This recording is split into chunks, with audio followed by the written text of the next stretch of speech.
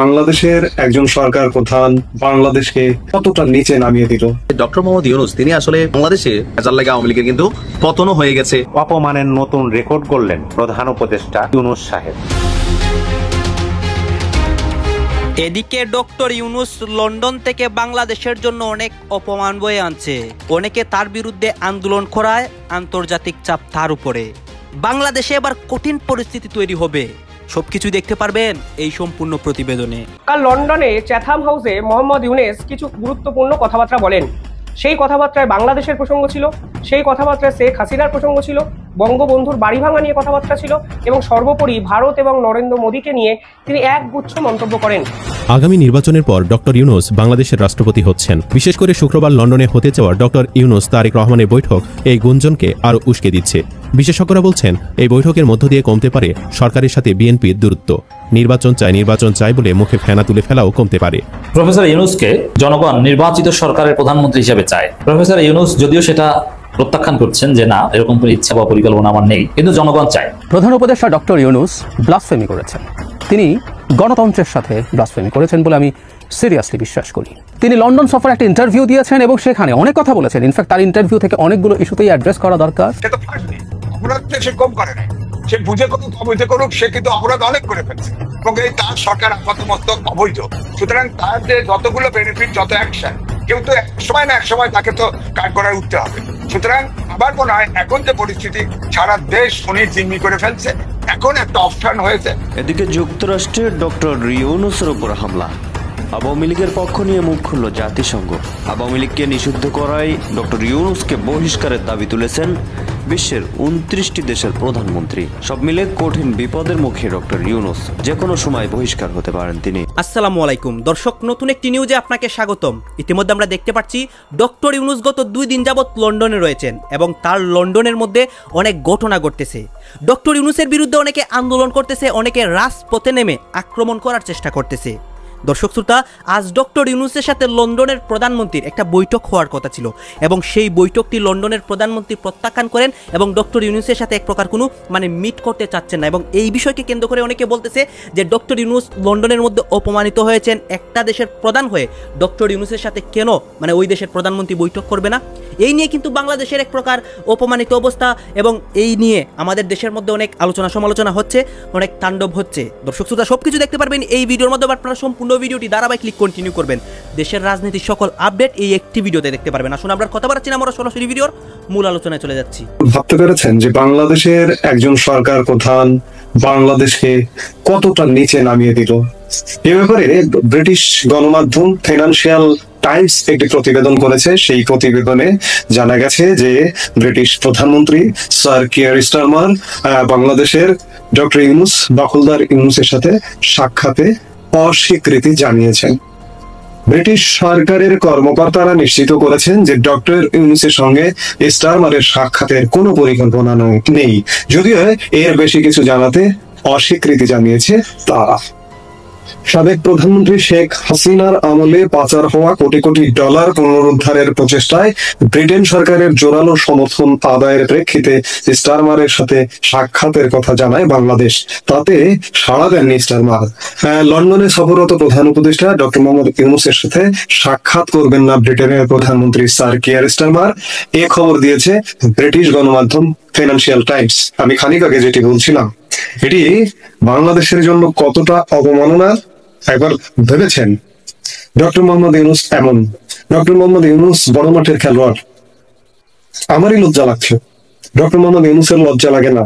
কিংবা doctor Mohammad ইউনূসের press সচিব শফিকুল আলমেরও লজ্জা লাগে না? কি রকম বেহাইয়ার মতো গতকালকে পরশু একটা মিথ্যে কথা বলে গতকালকে তিনি ফেসবুকে নানান কথা বলছেন, গণমাধ্যমে নানান কথা বলছেন। একজন নির্লজ্জ মানুষ ছাড়া এই ধরনের কর্মকাণ্ড করা সম্ভব না। একটি দেশ সফরে যাবে একটি দেশের সরকার প্রধান, সেই দেশে যে দেশে আমি সফরে যাচ্ছি সে দেশের সরকার প্রধানের সাথে কোন রকম যোগাযোগ ছাড়া, কোন রকম অ্যাপয়েন্টমেন্ট ছাড়া আমি যাই কিভাবে? রাষ্ট্রের কোষাগারের টাকা পয়সা খরচ করে। এই যে ব্রিটেন সফর, এই সফরটা থেকে আমার কি অর্জন আসবে? আমি যদি ব্রিটিশ সরকারের প্রধান কর্তা ব্যক্তিদের সাথে সাক্ষাৎই না করতে পারি, তাহলে আমার লাভ কি হলো এই সফরটায়? দেখুন, ডক্টর মোহাম্মদ ইউনূসের এমন ঘটনা আজকে নতুন নয়। তিনি এ যাবৎ এই ব্রিটেন সহ 11টি সফর করছেন। এর আগে তিনি গত এপ্রিলে কাতার সফর করেছিলেন।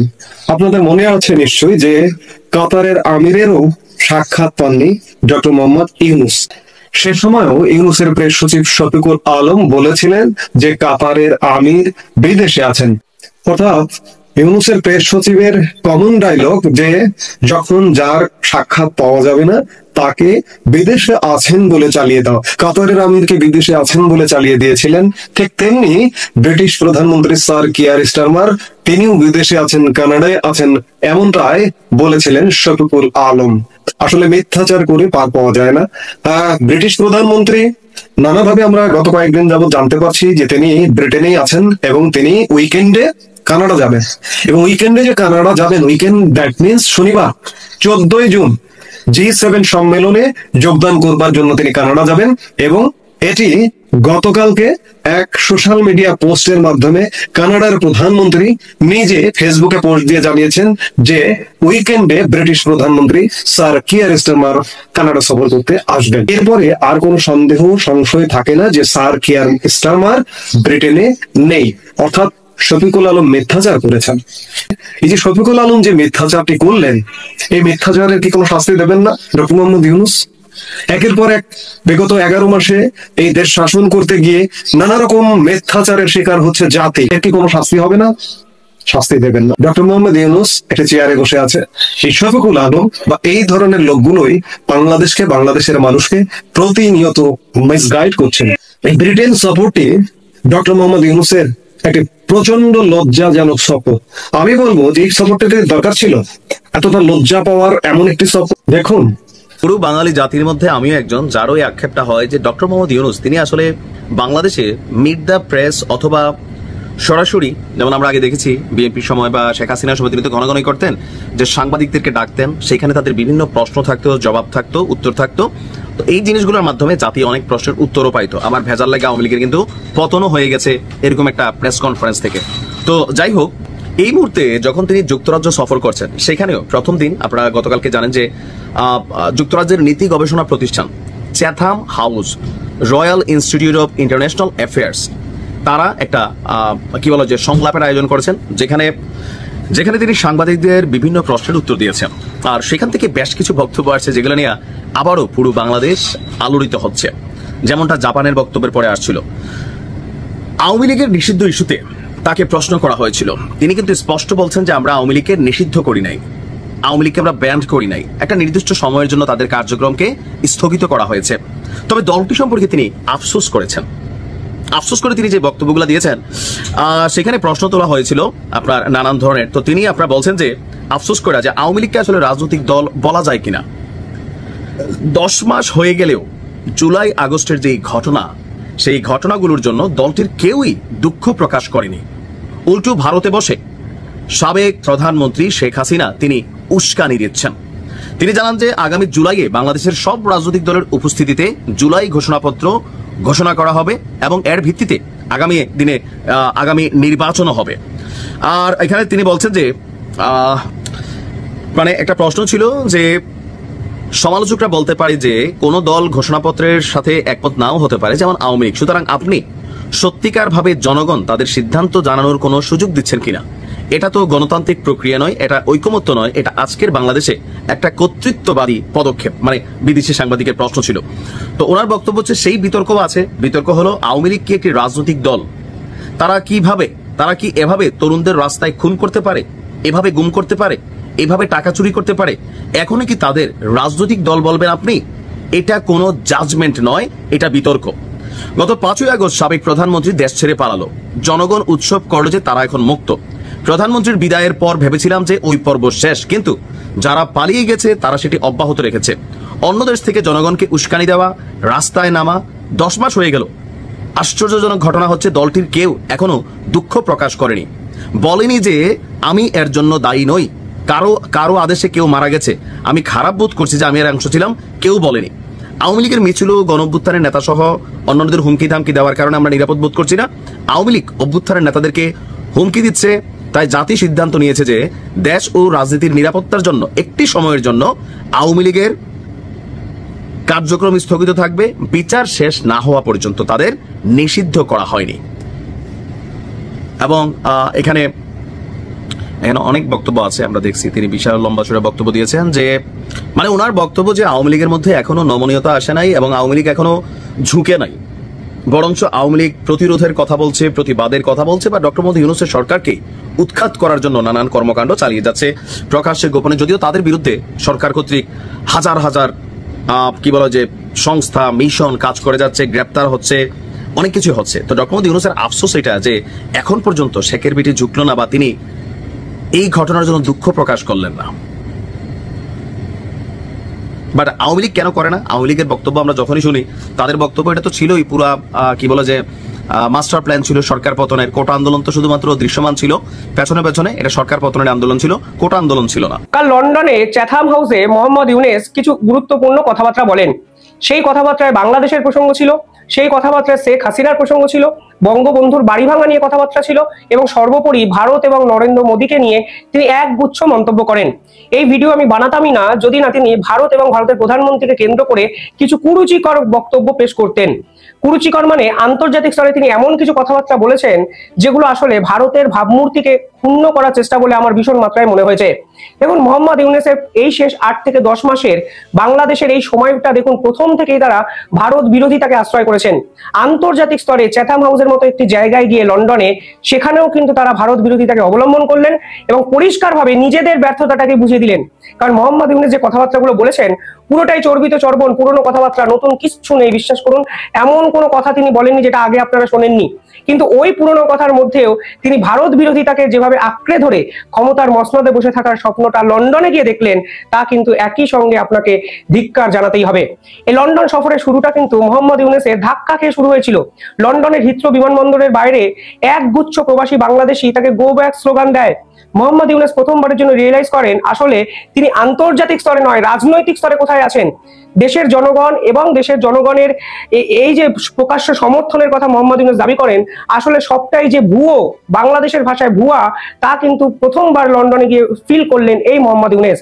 নিজের পছন্দের কিছু ছাত্রনেতাকে সবসময় সাইডে রেখে ওই ছাত্রনেতাদের জড়ো করা 100 থেকে 150 মানুষ সারাক্ষণ ফুলিয়ে ফাঁপিয়ে একটা মানুষকে যে ফানুস বানিয়ে দিয়েছেন, তার আসল পরিচয় কিন্তু লন্ডনের এই সফরে মোহাম্মদ ইউনূস বুঝতে পেরেছেন। এবং আত্মসমালোচনা যদি এরপরে নাও করেন, তাহলে কিন্তু মোহাম্মদ ইউনূসের রাজনৈতিক ক্যারিয়ার তো শেষ লগ্নে পৌঁছেই গেছে, নিজের ব্যক্তিগত জীবনেও কিন্তু কোথাও না কোথাও থেমে যাওয়ার সময় এসে গেছে এই মোহাম্মদ ইউনূসের। কালকে তিনি 5টা বিষয়ে প্রধানত বক্তৃতা রেখেছেন যেগুলো নিয়ে আলোচনা করা যায়। বাকি সবকটাই মন ভোলানো কথাবার্তা, ওই পুরনো চর্বিত চর্বণ। সংস্কার করব, সংবিধান পরিবর্তন করব, সংস্কারের পর আমরা আইন শৃঙ্খলা মোকাবিলা করব এবং সর্বোপরি নির্বাচন করব। ইম্পর্টেন্ট বিষয় হলো তিনি বিচারের কথাও বলেছেন। অর্থাৎ নতুন কিছু নয়, কিন্তু নতুন আঙ্গিকে যদি কথাগুলো ভাবেন তাহলে দেখবেন 8 মাসে মোহাম্মদ ইউনূসের এক ফোঁটা বদল হয়নি। আন্তর্জাতিক নেতা হওয়ার সব রকম উপাদান থাকা সত্ত্বেও মোহাম্মদ ইউনূস কিন্তু থেকে গেলেন পাড়ার পল্টু মস্তানদের মতো একজন, ওই পাড়ার দোকানের বকাটে কিছু চ্যাংড়া ছোড়ার মতোই, যিনি ফের লন্ডনে চ্যাথাম হাউসে গিয়ে নরেন্দ্র মোদীর ষড়যন্ত্র খুঁজে পেলেন, ভারতবর্ষের ষড়যন্ত্র খুঁজে পেলেন। 5টি পয়েন্ট। প্রথমে তাকে জিজ্ঞাসা করা হয়েছিল পরিষ্কারভাবে যে প্রতিবেশী দেশের সঙ্গে সম্পর্ক ভালো কিভাবে করা সম্ভব বাংলাদেশের। পুরো প্রশ্নটি ছিল ভারতকে কেন্দ্র করে। তিনি কি বলেছেন জানেন? তিনি বলেছেন একমাত্র ভারতের সংবাদ মাধ্যমের জন্য এই সম্পর্ক তারা তৈরি করতে পারলেন না। এখানে আমার নির্দিষ্ট করে কিছু কথা বলার দরকার আছে। প্রথমত, প্যারিসে যখন মোহাম্মদ ইউনূস ছিলেন, যখন তিনি দায়িত্ব নেননি, তখন সকলের আগে 7 সিস্টার্স নিয়ে কথাবার্তা কে বলেছিলেন? ভারত বলেছিল না, মোহাম্মদ ইউনূস বলেছিল। শেখ হাসিনা যখন ভারতবর্ষে চলে আসেন, একের পর এক ভারতীয় সংবাদ মাধ্যমে ইন্টারভিউ দিয়েছিলেন মোহাম্মদ ইউনূস। তখন কিন্তু কোনোভাবে তাকে বাংলাদেশের মসনদে বসানো হয়নি। তা সত্ত্বেও তিনি প্রথম থেকেই 7 সিস্টার্সকে আমরা অশান্ত করব, 7 সিস্টার্স ভালো থাকবে না, 7 সিস্টার্সকে কেড়ে নেব, এই ধরনের কথাবার্তা কিন্তু তার পক্ষ থেকে এসেছিল। ফলে সম্পর্ক বাজে সংবাদ মাধ্যমের জন্য হয়নি, মোহাম্মদ ইউনূস নিজে এমন কথাবার্তা বলেছেন প্রথম থেকে। আমি আবার বলছি, এই কথাবার্তাগুলো কিন্তু ক্ষমতায় বসার আগে তার ছিল। ক্ষমতায় বসার পর তো একের পর এক কথা আমি বলে দিতে পারি, যার জন্য আজকে সম্পর্ক এই জায়গায় গিয়ে পৌঁছালো। মোহাম্মদ ইউনূসের একাধিক উপদেষ্টা যখন ক্ষমতা তিনি নিলেন, তারপরে কি বললেন? তিনি তখনও 7 সিস্টার্সকে নিয়ে হুমকি হুঁশিয়ারি দিয়ে দিলেন। এমনকি জেল থেকে এমন কিছু লোকজনকে ছেড়ে দিলেন যারা প্রকাশ্যে বেরিয়ে ভিডিও বার্তা দিতে শুরু করলেন ভারতের উদ্দেশ্যে। কেউ বৃহত্তর বাংলা করার কথা বললেন। তার দলের প্রধান সহকারী উপদেষ্টা মাহফুজ, এই মাহফুজ কি করলেন? এটি ফেসবুকে পোস্ট করে দিলেন, যেখানে বৃহত্তর বাংলা করার স্বপ্ন দেখছেন তিনি। প্রথম থেকে মোহাম্মদ ইউনূসের এই সরকারের যদি নিউক্লিয়াসটা দেখেন, নিউক্লিয়াসটাই হলো ভারত বিরোধিতা। প্রধান উপদেষ্টা ডক্টর ইউনূস ব্লাসফেমি করেছেন, তিনি গণতন্ত্রের সাথে ব্লাসফেমি করেছেন বলে আমি সিরিয়াসলি বিশ্বাস করি। আমরা এর মধ্যেই হয়তো খেয়াল করেছি তিনি লন্ডন সফরে একটা ইন্টারভিউ দিয়েছেন এবং সেখানে অনেক কথা বলেছেন। ইনফ্যাক্ট তার ইন্টারভিউ থেকে অনেকগুলো ইস্যুতেই অ্যাড্রেস করা দরকার, আমার টেক বলা দরকার, বলবো হয়তো। কিন্তু সবচেয়ে গুরুত্বপূর্ণ যে কাজটা করেছেন, যে ব্লাসফেমিটা করেছেন, সেটা নিয়ে কথা বলা খুবই জরুরি, খুবই জরুরি। আমি অবাক হয়ে দেখি তিনি এগুলো বিশ্বাস করেন, এটাই অবাক হওয়ার ব্যাপার। তার চাইতে জরুরি কথা, তিনি মনে করেন এগুলো বলা যায়, প্রকাশ্যে বলা যায়। এটা আরেক ব্যাপার। আমরা অনেক সময় এটা হয়, আমাদের ভেতরের একটা চিন্তাকে আমরা রেস্ট্রিক্ট করি, আমরা মনে করি এটা বলা যায় না, এটা বলা যাবে না, এটা অন্যায় বলা। এই রেস্ট্রিকশনটাও পজিটিভ, কিন্তু উনি এটাও বলছেন, দ্যাট মিনস উনি আসলে কোনো কিছু কেয়ার করছেন না। চ্যাথাম হাউস একটা ইন্টারভিউ দিয়েছেন দীর্ঘ, সেই ইন্টারভিউতে অনেক কথাবার্তা তিনি বলেছেন, অনেক কথা। কিন্তু যে জায়গাটা নিয়ে অলরেডি সামাজিক মাধ্যমে আমি আলোচনা দেখছি, সেটা একটু পড়ি। উনি সংস্কার নিয়ে কথা বলছেন। সেই সংস্কার নিয়ে কথা বলতে বলতে প্রশ্ন করা হয়, দলগুলো তো বলতে পারে এই প্রক্রিয়ার মধ্যে গণতান্ত্রিক উপাদান নেই, আপনি ভোটারদের উপরে আস্থা রাখছেন না কেন? এসব সিদ্ধান্তের জন্য ভোটারের উপর নির্ভর করছেন না কেন? কমিশনের চেয়ে ভোটারদের কাছে যাওয়াই তো ভালো। জবাবে ডক্টর ইউনূস বলেন, এমনটা যদি হয় তারা পারতেন, ভালো হতো। তারপর তিনি বলছেন, কিন্তু অনেক জটিল বিষয় আছে, শেষ পর্যন্ত আপনি কত টাকা দেবেন, আমি ভোট দেব, টাকা দেবেন, ভোট দেব, ভোটের বিষয়টি এমন হতে পারে। আমরা সেদিকে যেতে চাই না, ভোটাররা এই বিতর্ক প্রতিদিন দেখছেন। তারপর তিনি বলছেন আর কি যে সবগুলো করে যদি দলের সর্বসম্মতির ভিত্তিতে পাওয়াগুলো নিয়ে তারা কাজ করবেন। আমি এই জায়গাটা আবার পড়ি, এমনটা যদি করতে পারতেন ভালো হতো, কিন্তু অনেক জটিল বিষয় রয়েছে, শেষ পর্যন্ত আপনি কত টাকা দেবেন, আমি ভোট দেব, টাকা দেবেন, ভোট দেব, ভোটের বিষয়টি এমন হতে পারে, আমরা সেদিকে যেতে চাই না। প্রশ্নকর্তা তাকে জিজ্ঞেস করছেন যে এটা তো ভুল না, কারণ হলো একটা সংস্কারে মূলত রাজনৈতিক দলগুলো, কতগুলো কমিশন তৈরি হয়েছে, তারা এগুলো নিয়ে সুপারিশমালা তৈরি করেছেন, সেগুলোর ভিত্তিতে একটা ঐক্যমত্য কমিশন এখন সবার সাথে, সব রাজনৈতিক দলের সাথে আসলে কথা বলছেন, এবং এই কথা বলার মাধ্যমেই এই সংস্কার কি হবে না হবে সেটা বলা হচ্ছে। র্যাদার প্রশ্নকর্তা বলছেন তার সাথে ভোটারের কাছে যাওয়া, যে কি সংস্কার কে করবে না করবে সেটার ভিত্তিতে জনগণ ভোট দিক। যে কথা আমি অনেক সময় বলি, আমি এনসিপিকে দেখি তারা বিএনপিকে খুবই ব্লেম করেন যে বিএনপি এটা মানে নাই, ওটা মানে নাই, এবং আমি আগেও বলেছি, আবারও বলছি, বিএনপির কিছু না মানার সাথে আমার নিজেরই স্পষ্ট দ্বিমত আছে। কিন্তু আমি এটাও তাদেরকে বলি, যদি তাই হয়, তারা বলে জনগণ তো সংস্কার চায়, তো জনগণ যদি সংস্কার চায়, এটাকে নির্বাচনের তাদের ইশতেহারে পরিণত করুক, তারা তাদের রাজনৈতিক এজেন্ডায় পরিণত করুক, জনগণের কাছে ভোট চাক, এবং জনগণ যদি চায় তারা বিএনপিকে প্রত্যাখ্যান করে এনসিপিকে ভোট দিয়ে ক্ষমতায় নিয়ে আসবে, তারপর তারা সংস্কার বাস্তবায়ন করুন, এটা হতেই পারে। এটাই আসলে গণতন্ত্রের পথ। কিন্তু যে কথাটা বলছিলাম, ওইদিকে না যায় এখন ডক্টর ইউনূস, উনি বলছেন তার মানে এরকম যে ভোটে উনি যেতে চান না, কারণ টাকা দিয়ে ভোট কেনা যায়, আপনি কত দেবেন, আমি দিয়ে সেটা দিয়ে ভোট দেবো। অনেকগুলো ব্লাসফেমি বলেছে, অনেকগুলো ব্লাসফেমি আছে এর মধ্যে। প্রথম কথাটা হচ্ছে জনগণকে স্টেরিওটাইপ করছেন, মানে চোখ বন্ধ করে বলে দিচ্ছেন এই দেশের ভোটাররা টাকা নিয়ে ভোট দেয়। আর এই মানে আরেকটা প্রশ্ন এখানে তৈরি হয়েছে, যেটা অতি প্রাচীন প্রশ্ন, গণতন্ত্র ইটসেলফ যে সবার ভোটকে সমানভাবে দেখে, এর মধ্যে ফ্ল আছে, তার বক্তব্য এরকম মনে হয়, এবং ওনার বক্তব্য মতে টাকা দিয়ে ভোট কিনে ফেলা যায়, তাই যে গিয়ে লাভটা কি, ইঙ্গিত আছে, তার মানে যারা বেশি টাকা খরচ করতে পারবে তারা যেটা বলবে সেটাই আসলে শেষ পর্যন্ত হবে। এই কারণে তিনি ভোটে যাওয়ার আগেই কিছু কাজ করে ফেলতে চান। আমি এটা মানি, বাংলাদেশের নির্বাচিত সরকারগুলো অনেক ক্ষেত্রেই রিফর্মকে খুব সঠিকভাবে নেয়নি, রাষ্ট্রের জন্য ভালো এমন রিফর্মও নেয়নি। আমাদের খুব গুরুত্বপূর্ণ উদাহরণ হচ্ছে মাসদার হোসেন মামলার রায়, 99 সালে হয়েছিল, আওয়ামী লীগের পর 2 বছর ক্ষমতায় ছিল, তারা বাস্তবায়ন করেনি, বিএনপি ছিল, তারা করেনি, 11 সরকার খানিকটা করেছে, এখন অনেক কিছু বাকি আছে, ঠিক আছে। কিন্তু তারপরও আমরা একটা সিস্টেম যখন নেই, গণতান্ত্রিক ব্যবস্থা যখন নেই, তখন আসলে সব ফ্লস হয়নি, পৃথিবীতে কোনো ফুল প্রুফ সিস্টেম নাই, একেবারেই নেই। আসবো সেই জায়গায়। এখন টাকা নিয়ে কি ভোট জিতে যাওয়া যায়, এই আলাপ কিছুদিন আগে একবার একটা টক শোতে একজনের সাথে হচ্ছিল। তিনিও মনে করেন জনগণ ওয়েল এডুকেটেড না, তারা ভোট দিয়ে প্রতিনিধি নির্বাচনের মতো যথেষ্ট সচেতন না, তাদেরকে এডুকেট করা দরকার। এটা আমি দ্বিমত করি না, জনগণকে ভোট দেওয়ার ক্ষেত্রে এডুকেট করে তোলা দরকার আছে, কিন্তু টাকা দিলেই নির্বাচনে জিতে যাওয়া যায় আমি বিশ্বাস করি না। এই দেশের মানুষজনকে এরকম আন্ডারমাইন করার কোনো কারণ নাই। মানে খুব অল্প সংখ্যক মানুষই হয়তো টাকা নেন, নিয়ে থাকতে পারেন, কিন্তু আমাদের ভোট টাকা দিয়ে পুরো ভোট জিতে যাওয়া যায়। যদি তাই হতো, আওয়ামী লীগ ভোট চুরিতে যেত না। আমি সেই দিন টকশোতে এই কথাটা বলছি, আমি এখনও এই কথাটা বলছি। তাদের এত টাকা আছে, তারা সেই টাকা খরচ করে জিতে যেতেই পারতো, এবং একটা পার্টিসিপেটরি অ্যাকসেপ্টেবল ইলেকশনের মাধ্যমে থাকলে তারা কিন্তু থেকে যাওয়াটাই তাদের জন্য বেটার ছিল। সেটা 14তে বিএনপিকে কৌশলে দূরে রাখা হয়েছে, 24-এও তাই, 18তে বিএনপি গেছে। এখন যদি আমরা 18 নির্বাচনের কথা বলি, তাদের নিবন্ধন বাতিল হয়ে যেত, সে কারণে তাদের যেতেই হয়েছিল। প্রফেসর ইউনূসের নজিরবিহীন সাফল্য লন্ডনে, বিএনপির একাংশ থেকে শুরু করে নানান মহল প্রফেসর ইউনূসকে অভিনন্দন জানাচ্ছেন, শুভেচ্ছা জানাচ্ছেন, ধন্যবাদ জানাচ্ছেন এই সাফল্যের জন্য। দর্শক, বিএনপি চেয়ারপারসনের উপদেষ্টা, বিএনপি চেয়ারপারসনের সাবেক প্রেস সচিব, তার ফেসবুক স্ট্যাটাস প্রফেসর ইউনূসকে নজিরবিহীন সাফল্যের জন্য ধন্যবাদ জানিয়ে এটার উপর ভিত্তি করে আলোচনা করছে।